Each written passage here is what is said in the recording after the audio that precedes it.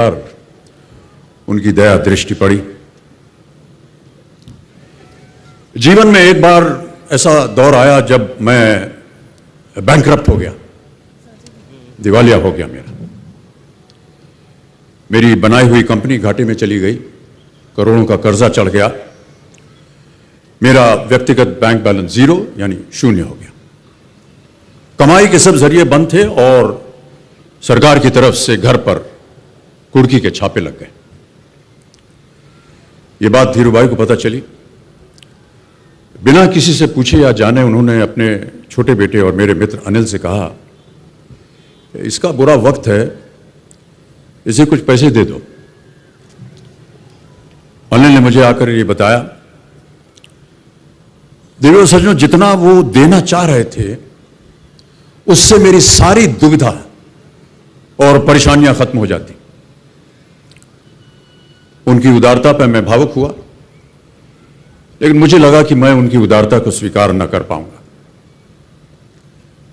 ईश्वर की कृपा रही और कुछ संकट के दिनों के बाद समा बदला, काम मिलना शुरू हुआ और धीरे धीरे मैं अपने सारे कर्जे उतार पाया। एक शाम धीरूभाई के निवास स्थान सी इवेंट पर एक दावत के अवसर पर मुझे भी आमंत्रित किया गया। तो ऊपर लॉन में एक तरफ धीरूभाई एक बड़े से मेज पर अपने कुछ मित्रों, बड़े फाइनेंशियल और कॉर्पोरेट वर्ल्ड के दुनिया के दिग्गजों के साथ बैठे हुए बात कर रहे थे। मुझ पर नजर पड़ी तो मुझे बुलाया और कहा, यहां मेरे साथ बैठो। मुझे बड़ा अजीब लगा। मैंने क्षमा मांगी और कहा, मैं उधर अपने मित्रों के साथ बैठा हूं, वहीं ठीक हूं। उन्होंने जिद की और बैठा लिया मुझे।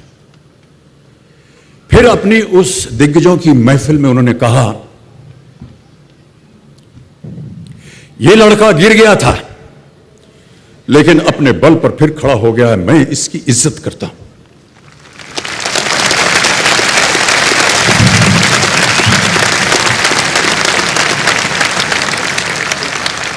उनका ये व्यवहार और उनके वो शब्द मेरे लिए उस धनराशि से हजारों गुना ज्यादा मूल्यवान थे, जितना कि वे मुझे मेरी संकट से बाहर आने के लिए, देने के लिए तैयार थे। ये उनका व्यक्तित्व।